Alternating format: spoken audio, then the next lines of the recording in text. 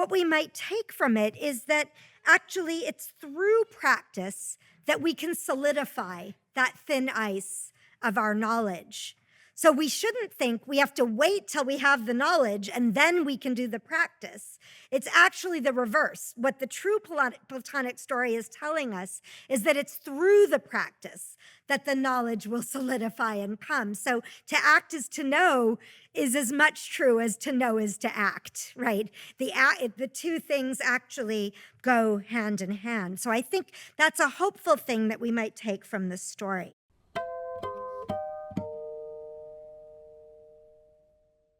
Good evening, everybody.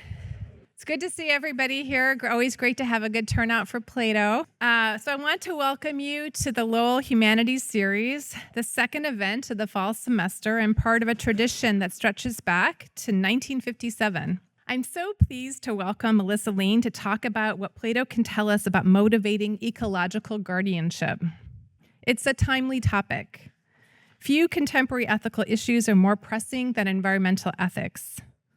Our planet is facing unprecedented changes caused by human activity. According to one study at the University of Arizona, climate change alone may cause as many as 57 to 70% of species to go extinct in the next 100 years due to rising maximum temperatures. Our planet could warm anywhere between 2.5 and 4.5 degrees Celsius if we don't make any changes. And even if we do make changes, we are well underway seeing the effects. We hope that political communities worldwide will make the necessary changes to stop as many of these negative outcomes as possible and to restore things to where they ought to be. Still, we might wonder, given the apparent intractability of many governments and individuals alike in making needed changes, what value does knowledge have anyway? What value could philosophy possibly have? Or even more to the point, what value could a long-dead ancient philosopher such as Plato have to say to us on these topics?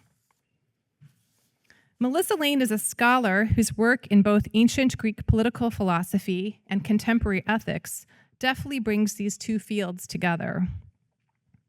Lane is the class of 1943 professor of politics at Princeton University, and more recently was the Berlin visiting professor at Oxford in 2024 to 2025, and delivered the Berlin lectures as part of a visiting fellowship at Corpus Christi College after previously being the Carlyle lecturer at Oxford back in 2017 to 2018. She's the author of numerous scholarly works, including her most recent Of Rule and Office, Plato's Idea of the Political, published in 2023 by Princeton University Press. The book was the winner of the 2024 Book Prize by the Journal of the History of Philosophy.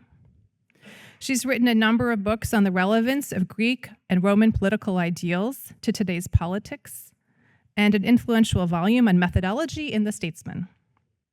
Professor Lane is also an active public philosopher, a podcast co-convener of the Climate Future Initiative, supported over time by the Princeton Institute for the International and Regional Studies, the Princeton Environmental Institute, and the Andlinger Center for Energy and the Environment. And she has served on the Climate Change Working Group of the Social Sciences Research Council. And I could go on, but another work of hers I must mention is her book, Eco-Republic. Lane's book, amongst other topics, gives attention to the problem of weakness of will or akrasia, a problem raised both by Plato and Aristotle. As she writes, this topic is also of great relevance to our contemporary environmental situation. She writes, if knowledge is necessary, is it enough? Will the person who knows about climate change actually always, thereby, do the right thing? Or do we sometimes act against what we know to be right? She also notes that Plato was rightly concerned with pleonexia, or the greed for money and material goods, as a problem that can be manifest in unreflective and unrelenting consumerism today. Plato encouraged us to pursue the idea of the good, and she asks us to consider what is really a sustainable way to pursue what we think the good life is all about. So tonight, we look forward to hearing more about some of these and related topics. Please join me in offering a warm welcome for Professor Lane.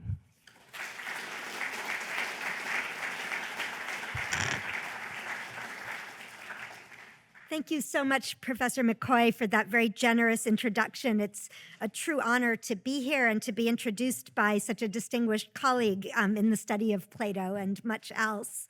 And I would like to thank Professor Sellers Garcia and Avi Goldstein and everyone else engaged in making this Lowell Humanities Series lecture possible. And thank you all for coming. I've already been on campus since lunchtime and already very much gaining greatly from the conversations that I've been part of. So I look forward to that continuing this evening. So let me begin with a story about the title of the paper. So the longer title of the lecture, the longer title begins with a quotation, which is, "To know is to act is to know." And so where does that title come from? Well, a few years ago, it's not something I wrote, but I was preparing to write a paper. I'd been asked to write a paper on what philosophers call virtue epistemology, which is how the virtues feature in the generation and exercise of knowledge. And this was going to be a bit of a stretch for me because I'm really a political philosopher. I don't work on epistemology. So I was looking at Google Scholar and orienting myself to think about this field. And I alighted on this quotation, "To know is to act is to know." And I thought, amazing, that's exactly what I think Plato thinks about virtue and knowledge. This is going to help me in my current quest. So I clicked on the link and I discovered that that quotation was put forward by a climate scientist, Mike Hume, and he was describing my book, Eco-Republic. So that was his summary of my idea. This is, I'm sure, the only time this will ever happen to me in my career, but it was kind of amazing. So that is what I think Plato thinks. In fact, I wish I had said it myself. And what I want to do tonight is to give you a sense of what I argued in Eco-Republic, as Professor McCoy already began to do, and I was very honored to be asked to give a talk that builds off that book, which was published over a decade ago now. So it's really heartening to feel that it's continuing to find an audience. So I'll give you a sense of where I go, but then I'm going to build beyond it using my work on rule and office and other more recent work. And I want to do three main things. So I'll say a little bit more about the title as a way in, but then I want to clarify the sense of knowledge that I think Plato is using in the Republic. And then secondly, I'm going to sketch briefly ways that such knowledge can go wrong, so that when people seem to have it, nevertheless, they can act wrongly.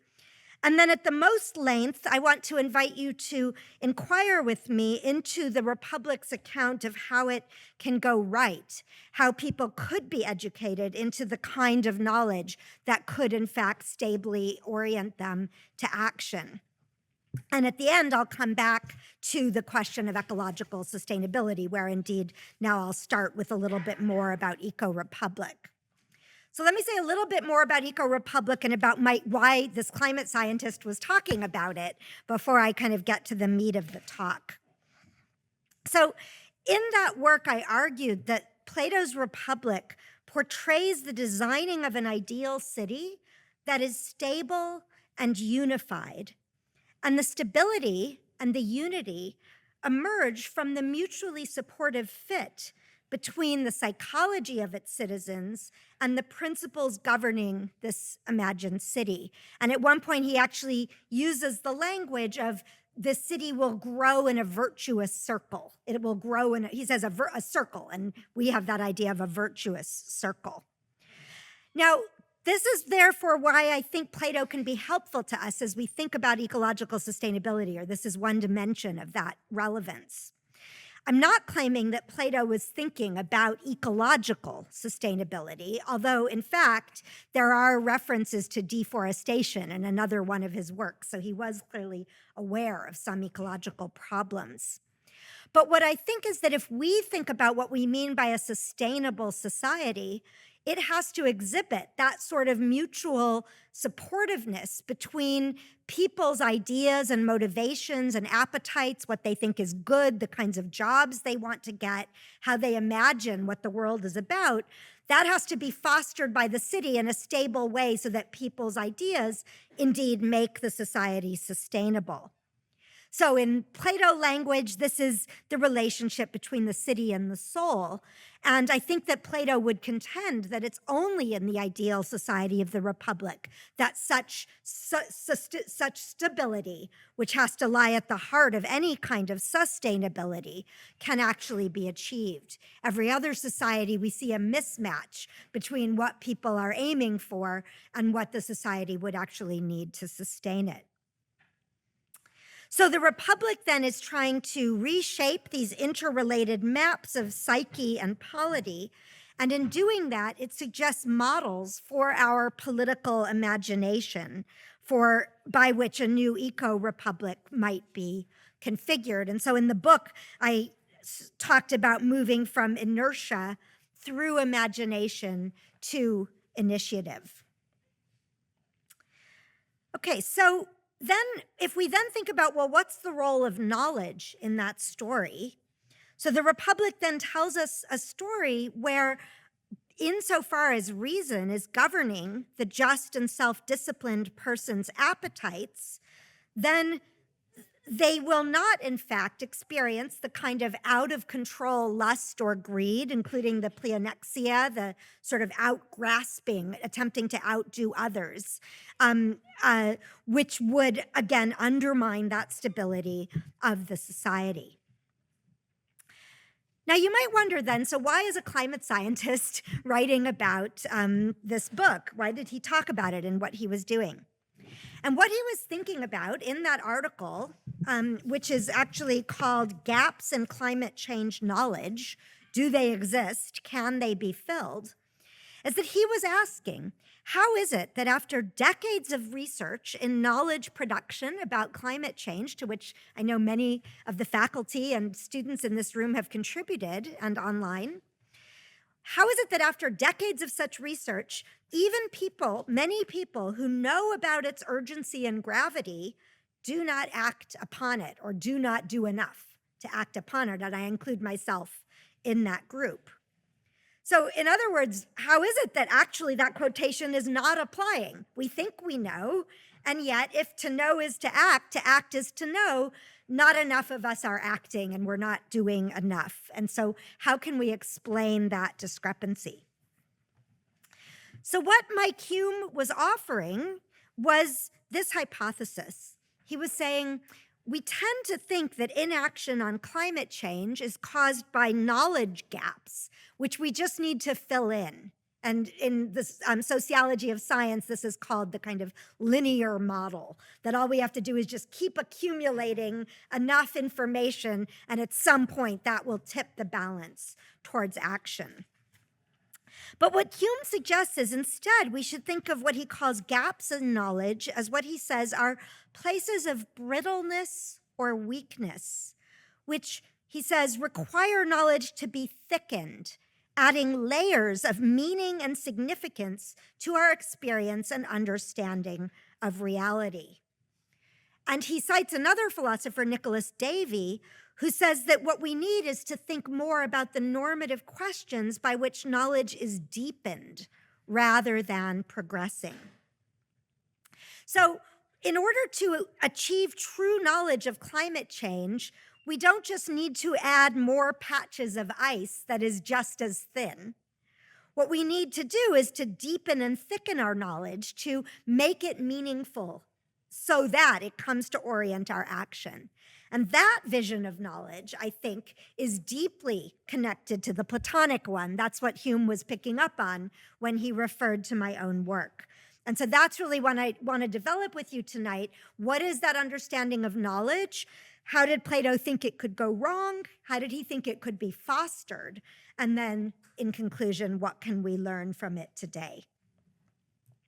Okay, so let me start then with the first point, which is to clarify the sense of knowledge and the way in which I think it features in the text of the Republic. So one starting point is that this view might seem sort of problematic to think that there's a relevance of ancient Greek knowledge and Platonic knowledge to modern science, because one insight that students of ancient philosophy have given us is that the Greek word episteme, which is sometimes translated knowledge and which is one of the words that Plato uses, actually is better translated understanding. So episteme includes a kind of orientation, a synthetic grasp of a whole, which our ordinary everyday conception of knowledge, including the knowledge that we might learn in a class on science, might not seem actually to add up to that. But what I want to suggest is that, as Hume is pointing out, actually even our modern conception of knowledge needs to be yoked to something as deep as understanding if we are in fact going to be able to harness it to sufficient action towards coping with climate change and with the other environmental problems that we face. Now, the second problem that you might be having with this idea that the Republic is committed to the thesis, to act is to know is to act, is the issue of acrasia, which Professor McCoy mentioned. And for the non-philosophers, the non-technical philosophers in the room, let me again explain what that is. So acrasia is, as was said, it's often glossed as weakness of will. And acrasia is the way in which the ancient Greeks thought about this problem, that we might seem to have knowledge and yet we act against it. And they gave very everyday examples. I know that I shouldn't eat so much sugar, and yet I'm tempted and I do, in fact, eat more sugar than I should. That's the kind of example that both Plato and Aristotle talk about. Now, one typical way of reading Plato is to say, well, it's only Socrates and some of the earlier dialogues who thought that knowledge was sufficient to motivate action. But the Republic is all about explaining why knowledge isn't going to be sufficient to motivate action. So you might think everything I'm saying is just getting the Republic backwards. Why should we even think the Republic is committed to that view? And why is that? It's because the Republic offers us a very sophisticated psychology in which there are different parts of the soul that can be at war against each other. So it seems to tell us, well, sure, my reason knows I shouldn't eat so much sugar, but then my appetite wants to eat it, and that explains why I sometimes do. So you might think, well, then the Republic wouldn't be committed to the idea that knowledge leads to action. That seems to be exactly the opposite. But I think that's the wrong reading of the Republic psychology. The Republic psychology is showing us ways that we might act against what knowledge would tell us. But I think what it's telling us is the people who do that, including me when I eat too much sugar, which I do, those people are not, in fact, possessing that true knowledge in the sense of understanding.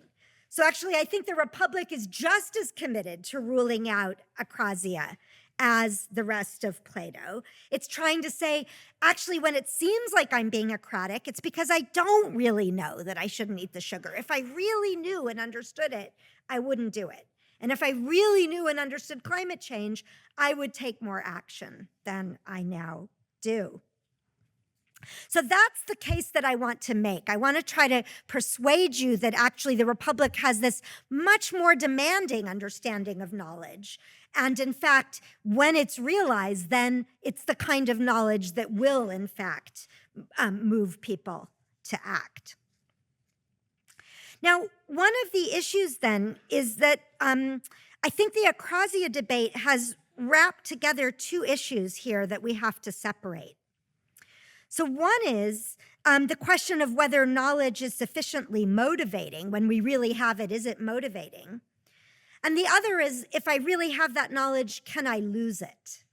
Right? And what I want to say is, yes, it's really motivating, but it's not what philosophers would call, it's not completely counterfactually robust.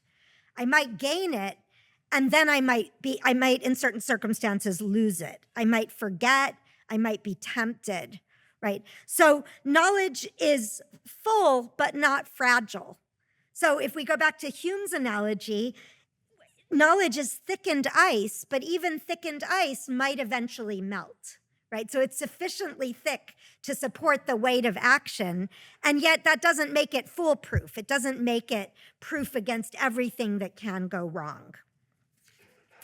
Okay, so let me now more briefly say something about these two ways that knowledge can go wrong, and then I'm going to invite you to think with me about the Republic, about how it can go right.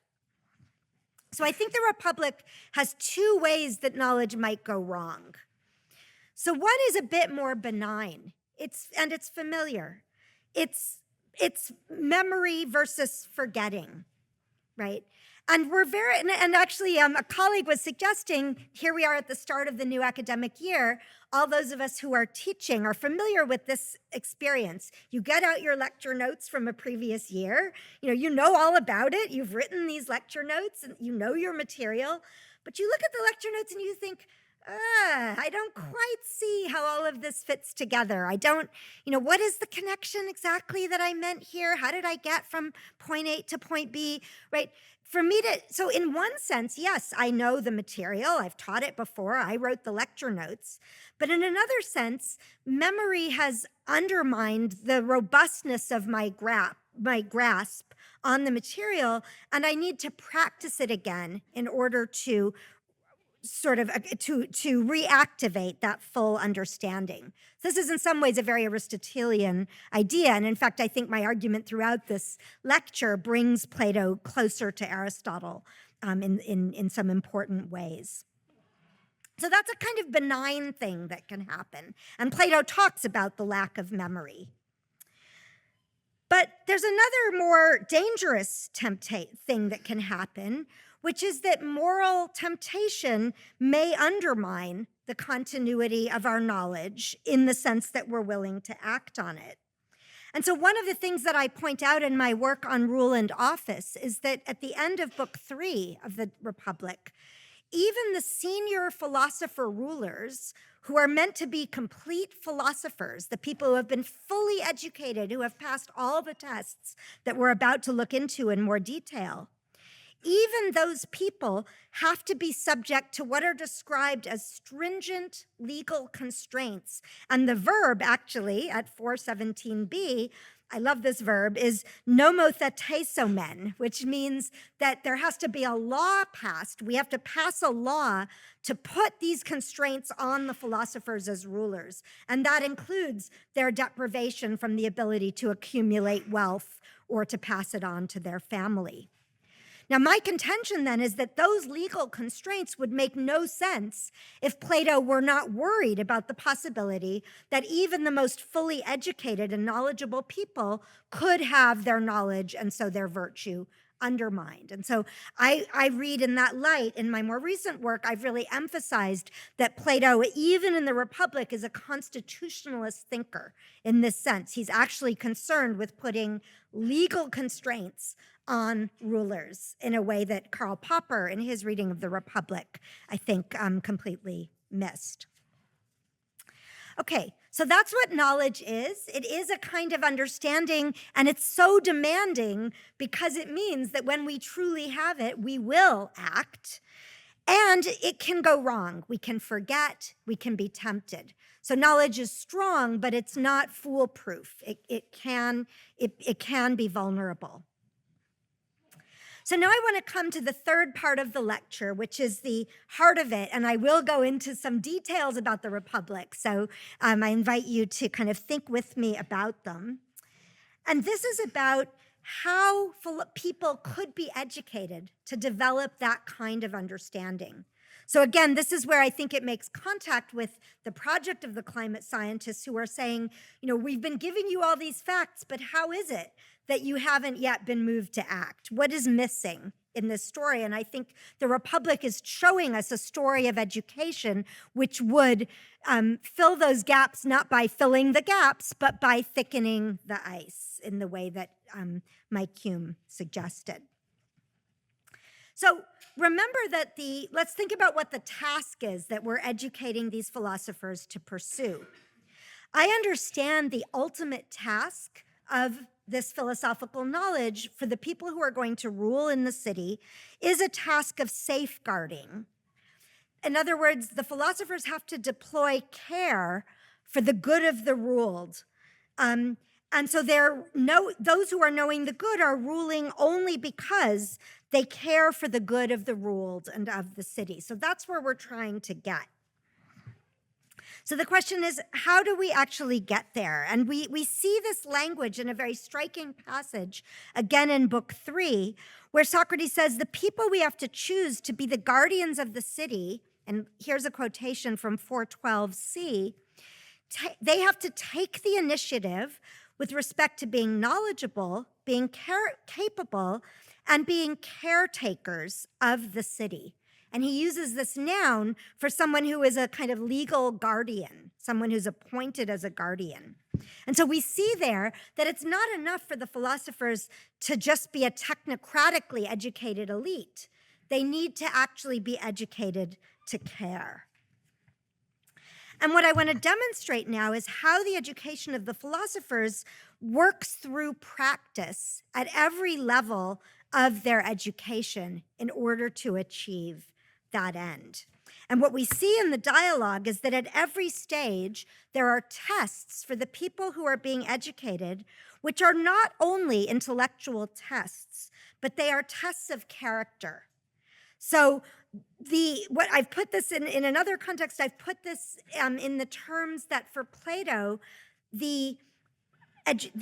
what makes people able to learn what they need to know to be guardians is married at its root to what makes them capable of educating the virtues, of developing the virtues that will enable them to deploy that knowledge, being properly virtuously oriented to action. So in the intellectual dimension of knowledge and the moral dimension go together at their root.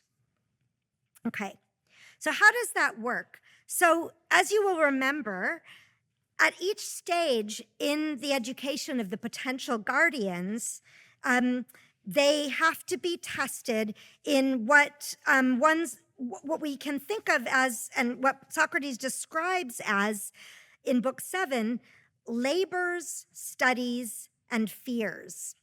So it's a striking phrase. If we think about education, what are those of you who are students, what are you doing here this semester? You have to pursue labors, studies, and fears. And each one of those corresponds to one dimension of what education needs to cultivate. It needs to address our nature, our kind of bodily constitution. That's the fears, our bodily and emotional constitution. It needs to involve our labors. That's what's involved in practice, such as exercises. And it needs to involve our learning in the kind of narrow sense, the epistemic content of education. And so what we see at each stage is that the testing is going to address all of those. It's not only going to test intellectual achievement. So, for example, at the age of 20, those people who are engaged in this process of education are given a test of their dialectical natures as well as their abilities in war, and here's another reference to law, and the other activities that are prescribed by law. This is in Book 7 at 537c. Now, what's interesting about that is that at age 20, these people are mainly engaged in studies for war. They're mainly engaged in practices for war. And yet what they have to be tested on is their proto-virtues, their demonstration of virtuous dispositions, their courage and moderation. So even at a time when all they're doing is practicing war, the testing has to actually address their understanding. And again, in Book 7, Socrates says what they have to be tested on is their unified vision of their kinship with one another and with the nature of what is. So that's a test of their intellectual understanding, but also whether they've achieved the sort of learning that holds firm. So that's a test of their memory, as it were, of their ability to keep practicing with what they have learned and even coping, as it says, with tiredness and sleepiness. So in other words, the training in war is a testing of one's memory and so of one's virtue. And as they go on to the age of 30, then, now he uses the same verbs and nouns to discuss testing. Now they have to be tested with dialectic. And you'll remember, many of you, that this is a very powerful passage where Plato acknowledges through Socrates that people can deploy their education to bad ends.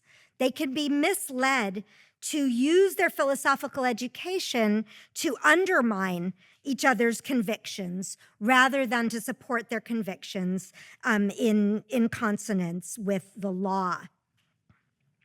And so again, what we see here is a close interplay between beliefs and how people behave in practice. We have to test that people are consistent in their practice in order to allow them to go on to the next stage. And so let me mention the two final stages then of the education. So between the ages of 35 and 50, these candidate philosophers are sent back into the cave, as it were, the cave of the city. And this is a very striking passage because Socrates says there, and I love this because he describes the 35 to 50-year-olds as the relatively young. They're still relatively young. They're kind of early middle age, right? And he says those people should be compelled to rule in affairs of war and in such offices as belong to youth. They're 35 to 50, but it's the offices that belong to youth.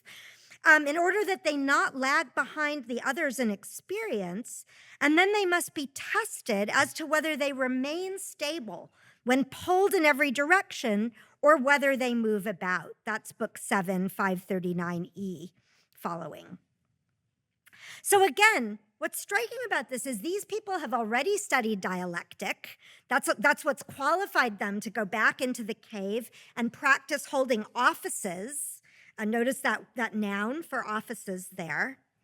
But what's being tested now is their stability. It's their ability to keep in mind, to not forget, to practice in the consistency of their actions. So what they're being tested on is whether what they've learned has been sufficiently integrated into their dispositions and activities so that it will be robustly displayed in practice. So again, what they're being tested on is their knowledge enough such that it really will guide their actions in caring for those over whom they're ruling. And finally then, at the end, so at 50, now some of them are going to be promoted to the full study of dialectic, the final study, the form of the good. But again, consider the line at 540a about who gets to be promoted to that study. And what Socrates says is, it's those who have excelled in every way in the deeds as well as the epistemic studies, and ergois tekai epistemos. So deeds as well as episteme, understanding, right? So you don't get to be promoted to, as it were, post-PhD level just through what you've learned in the classroom. You have to pass the test of deeds in conjunction with that intellectual mastery. And what I want to suggest here is that that's because, as the late Sarah Brodie argued in her great study of Plato on the good, what knowing the form of the good is itself an ongoing interrogative practice. So Sarah Brodie wrote, Plato's transcendent sun-like good is the form of the good in interrogative mode. What it is to practice an understanding of the form of the good, to attain that understanding, is actually to be engaged in an ongoing activity of practice. And you don't have that understanding unless you continue to engage in that practice.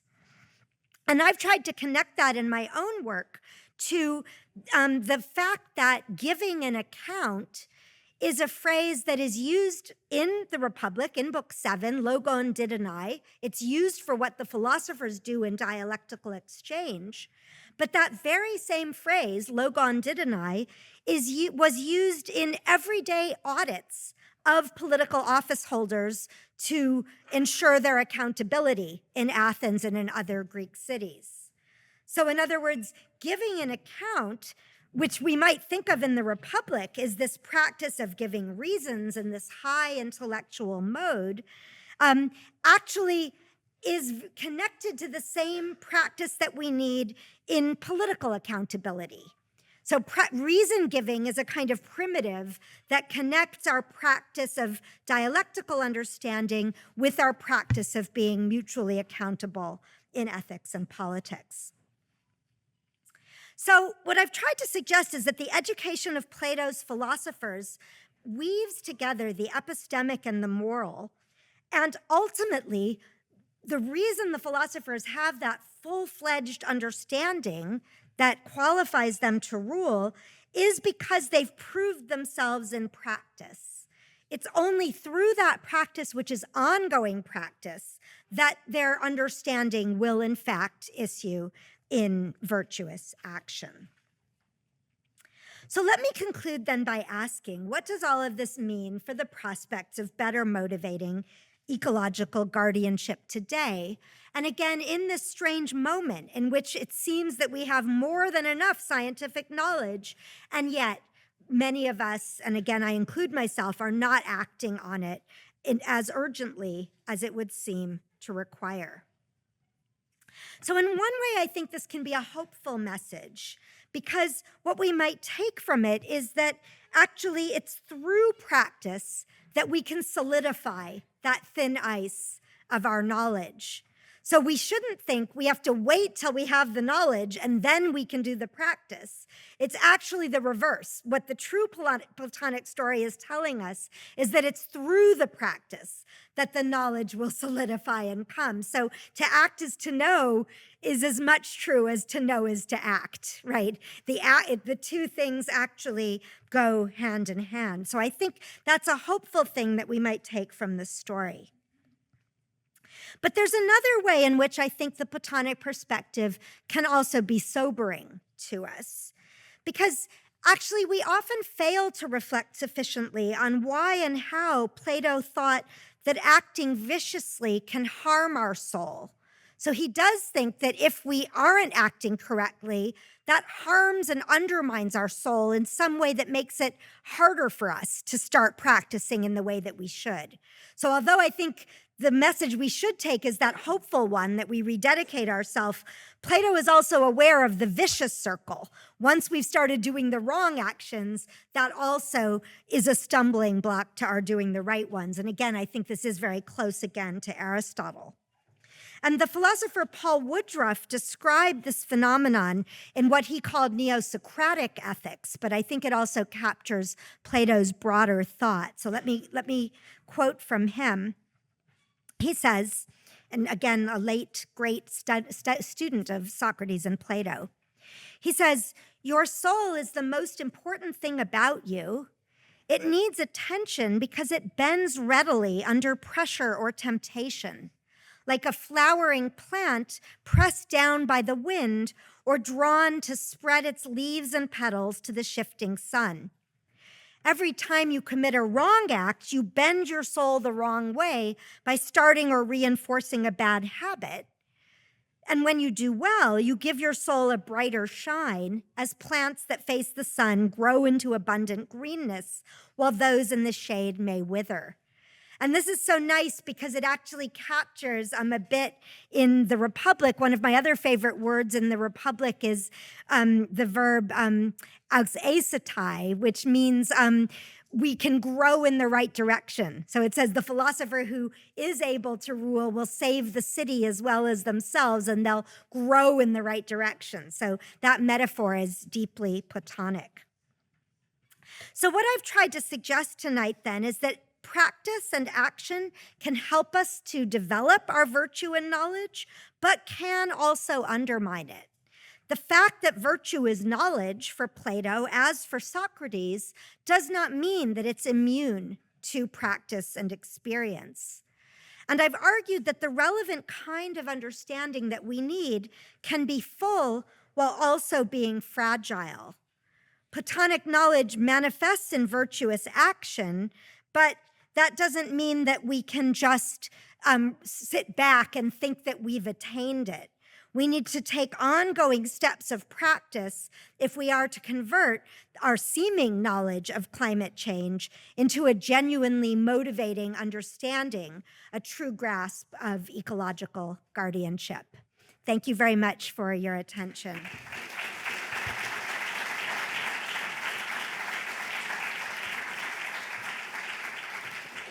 Thank you so much to Professor Lane for this wonderful talk.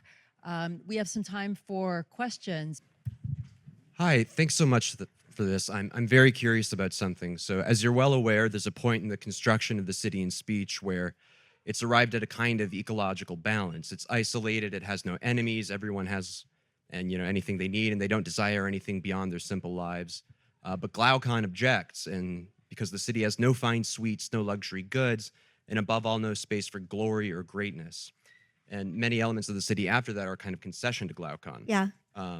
So it seems to me today that a lot of critics of environmentalism see environmentalism the way Glaucon sees what he called the city of sows, as a kind of vision of a flat, stagnant, backward society, whereas our society is premised on constant economic growth, a raising standard of living, and military dominance. So my question is, do you or Plato understand ecological guardianship to require us to choose the city of sows over the later city, perhaps persuading Glaucon to accept simplicity and relative austerity?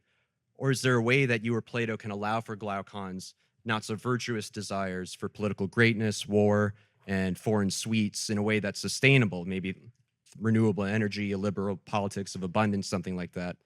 Or would that harm our souls even if it doesn't harm the earth? Thanks. Yeah, thank you very much. That's a very thoughtful and complex question. Let me say two things about it in response. So the first thing would be, as I understand that moment in the Republic, as you say, that first city is in ecological balance, but it's not because people understand why ecological balance is important or what it requires of them. It's simply because of the kind of balance of material and social factors in the way that they're living. So it's in balance, but that balance itself is fragile. And I actually have a student currently, Molly Eisner, who's been working on this. So I've been thinking about it a lot in relation to her work. And one of the things that she is arguing is that pleonexia is kind of it's easy for it to arise in that city. It's in our nature. The city, for a while, holds it in that balance. But again, that city doesn't pass the test that I set out of true sustainability, precisely because it tips over. Because of course, in that city, there's already trade, there's already possession. So you can see where the luxuries come in. It's not a kind of radical break. It's more of a kind of gradual evolution where the factors that can tip it over are already there at work. And that's why ultimately that isn't the solution. What we need is a city where we understand the limits that we need to live within. So that would bring me to the second part of the response, which is that in some way, I think an ecologically sustainable city, of course, in some ways it is living within limits, within ecological limits. So it is in some ways going to be relatively more materially austere than current ways of life. But at the same time, our political imagination is what actually determines what feels austere to us or not.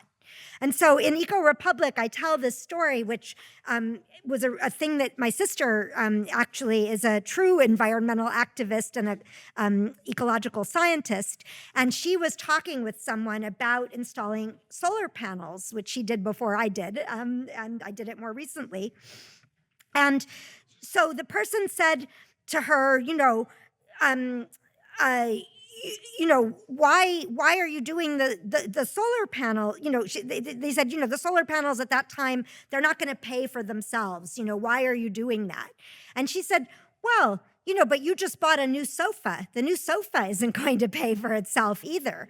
Right. And it's a question of what do we think should have to pay for itself? Like solar panels at that moment for that person were being evaluated in this completely cost-benefit frame. But the more fundamental question is what counts as a cost? What counts as a benefit? What do we think it's worth spending our money and time on? And if we change those understandings of what counts as harm, benefit, cost, then some ways in which an ecologically sustainable society looks like a more austere society won't actually be more austere because we'll change our understanding.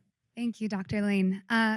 So those passages you brought up a couple times about the city rolling on like a circle, both productively and also destructively, depending on how it's rolling on, have always stood out to me. And this is in book 4 for those who care, around 424a.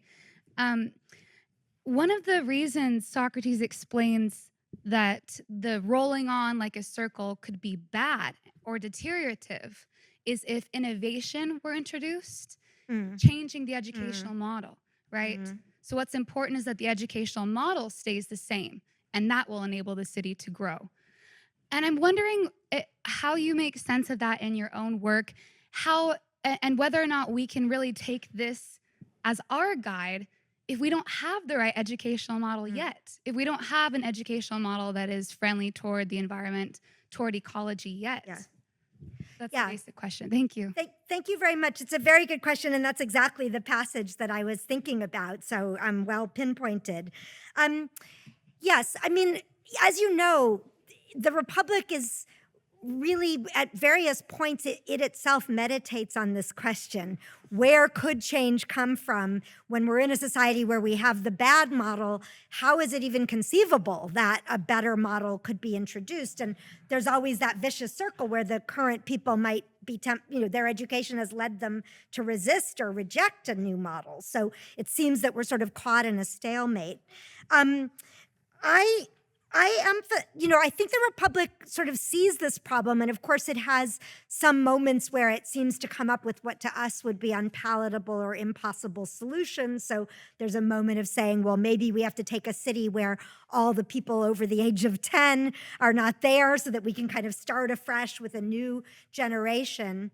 In Eco-Republic, part of the way I tried to square the circle, as it were, was to say, one of the ways I would differ from Plato is that Plato argues in the work that the guardians and the shaping of the societal ethos can only come from above, that it's fundamentally the ruling group that determine whether a society is unified, what its model is, and he even says that kind of at the beginning of book 8.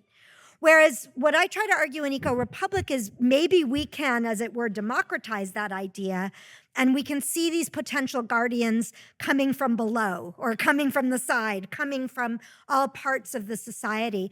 And in the book, I talked about, real examples of climate activists and also people in business and in government who had these sort of moments of awakening in their own lives and had really fundamentally changed the practice of what they were doing. So one example was someone who was a CEO of a carpet company in the South in America. And he read a book about the environment and he realized, my carpet company is just based on making more and more carpets and, filling landfills with the carpets. So one way to respond to that is you could make the carpets a little better. You could, make them with somewhat better equipment. But he did that. But what he actually did was change the entire business model and say, we're now going to rent carpets, not sell them, so that we, the company, will be responsible for the recycling. And that will give us a real incentive to make the carpets fully recyclable and to kind of change the whole way that they're made. So that kind of example where, someone is able to kind of break out, and I think it does remain a little bit mysterious in the Republic, but there is that, the beginning of book 6 is about the people who are philosophers by nature, who sort of by nature are drawn to think about the whole, the good, seek understanding. And again, I think those people can pop up at any place. And so it remains a little bit of a mystery how social change happens. All political scientists who study it, somehow norms start to change and we get a norms cascade, but who was that first person? And I don't know that Plato has a kind of fail-safe answer, but I think that we can sort of be hopeful from stories like this that, it is possible to at least start that ball rolling towards the more virtuous circle. Thank you. This was very interesting. I'm wondering if I can prompt you to talk a little bit more about the implications of saying that knowledge for Plato is this thick thing which causes action. And I guess maybe to spell out a little bit more, it seems to me that one of the questions that raises is, what would it mean to have the knowledge that in fact we ought to pursue ecological stewardship or guardianship? And so maybe to prompt you to reflect on or to tell us your thoughts a little bit more on what it means to say that knowledge would cause action, as opposed to separating out knowledge on the one hand and will on the other, which I think is maybe the more natural distinction. No, thank you very much. No, that's a great question. So exactly, it is meant to be paradoxical and sort of counterintuitive, that to think, instead of thinking, okay, I have the knowledge, now what's stopping me from taking the action? Instead, we think, I thought I had the knowledge, but I'm not moved to take the action. So what is it that I'm not actually understanding? And I think that is actually, I think that can be a productive shift in our approach to the question, both in our personal lives and in our political lives. So again, to take my example with sugar, right? If I know I have certain risks, so sugar is a risk for me. So why am I still doing it? Like, what is it that is it that I want to think I'm immune? I don't really want to focus on my mortality. There's all these things about it that are kind of, I realize I'm not really fully grasping the sense in which, as a cancer survivor, sugar is a risk, because if I really grasp it, I would do more so to me, that actually is a productive shift in understanding. And I thought that the Mike Hume climate scientist example was really saying something similar, that he was saying, if this knowledge that we're producing is not moving people to act, then something is missing. What's missing? And we could say what's missing is will, but I think also it seems to me plausible that what's missing is some piece of this deepening and this connecting and this kind of synthetic grasp in light of what we truly value and think is good. That seems to me at least as plausible a candidate, and it might equally spark us to change what we do, as it would if we just thought, I need more willpower, So it may not work for everyone. It may be not, but to me, it's actually, I think, an instructive reversal of our ordinary perspective. And after all, Plato is all about reversals of our ordinary perspective. So I think it's worth sort of testing what that can offer us. Hi. All right. So first of all, thank you so much for coming to give this lecture.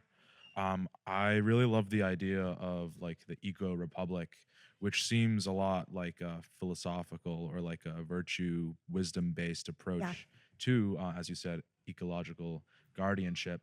So I guess my question would be like, how does that virtue-based approach play into contemporary solutions to climate change, like that really center around science and technology that would have been altogether unimaginable to people in Plato's day? Yeah, so good. So thank you. I mean, so first of all, Plato gives us one take on virtue and virtue ethics, but there are many people here in this room. Some of them have come for a conference that's taking place today and tomorrow here on campus about environmental ethics and dialogue, who are real experts and have done a lot to move the field forward. I would say in terms of Plato, that again, it's true that, of course, the Greeks didn't have the science and technology that we have, but they did, they were aware of what they would have considered science and technology advances. So, they have advances in the way of fighting war. We have this amazing thing, the Antikythera mechanism, which is this incredible, complicated sundial that tells different astronomical things, and it was found in a shipwreck, and no one can even imagine that the Greeks were able to build that, and they were. So, they weren't completely innocent of science and tech. I mean, you weren't saying they were, but just to kind of say they weren't innocent of science and technology.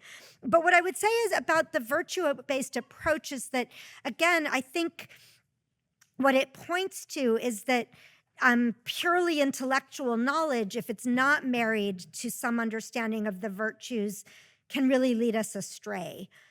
So if it's a purely technical skill, as it were, then it can be misused. And that's what Plato was saying can happen at that earlier stage of the education. The misuse of dialectic is an example of people who don't have the full virtue, so then they can just deploy dialectic destructively. And in the way that like some people, you can cherry pick evidence, you can be educated in the science and technology, but you can, misuse it. So without that, without the virtue, even the scientific knowledge that we have may actually mislead us. Thank you very much. Please join me in thanking Professor Lane. Thank you.